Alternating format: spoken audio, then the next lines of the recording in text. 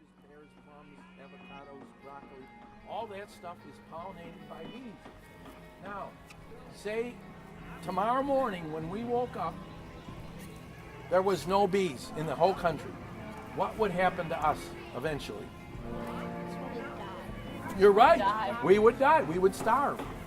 And that's why it's so important that we keep our bees healthy. And by having healthy bees, that means we can have all these foods. Now, yesterday. I don't know. My neighbor kept bees when I was a kid, and I remember they got rid of them because of the mite. It just got so bad they kept killing their swarms, so they just went out of the business. That's like one of my first contacts, with beekeepers, and but really I've only kept bees 1 year, and they didn't survive, so my experience is low. But I'm going to keep trying. It's a learning experience. So. This is one of the swarm traps that we built.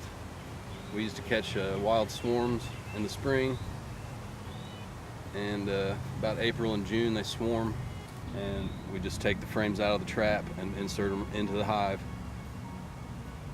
and then leave the trap there to all the bees. And as long as the queen is on one of the combs, the rest of the bees will follow her into their new home.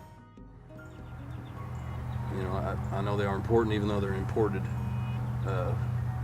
insect, and the main pollinators here before the colonial times, when they brought the European honeybee that I'm keeping here, but the minor bee, or the mason bee they call them, there's other pollinators that are native here that are important too, and a lot of times they're solitary insects and they don't form colonies, so they overwinter in hollow-stemmed plants, and I think it's the mason bee that bores into the clay banks and soil.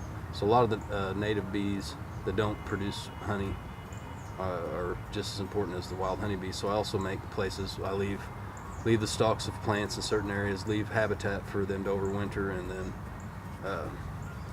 if I do find ground bees, I don't dig them out, or I kind of stay away from them and let them be. Now, say tomorrow morning when we woke up, there was no bees in the whole country. What would happen to us eventually? You're right. We would die. We would starve. And that's why it's so important that we keep our bees healthy. And by having healthy bees, that means we can have all these foods. Now, yesterday we did it because it was an economic thing at first, because I needed the honey. They couldn't supply me with what I needed, Kentucky Fried Chicken.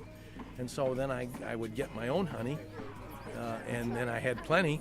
But then after that, people started, could you see, there's an Engelbert Orchards in Evansville. Yeah. And they found out I had bees. Can you pollinate for us? And so then I started doing that. And so, one thing led to another. And then I moved out from Vanderburgh County, which Evansville is, to Perry County, and I have 30 acres in Perry County. Mm-hmm. So then I have a apiary, which is a fancy word for bee farm. So I've been coming here for about 25 years doing this.